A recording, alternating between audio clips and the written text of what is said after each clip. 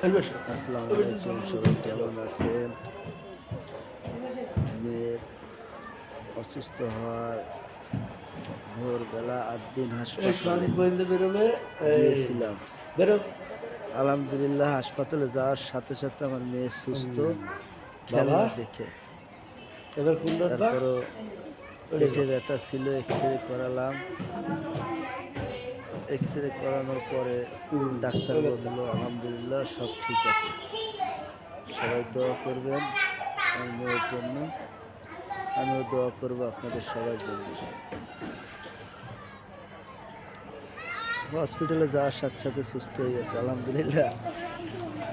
খেলনা পেয়েছে হাসপাতালে, খেলনাগুলো সব হাসপাতালে পাওয়া যায়।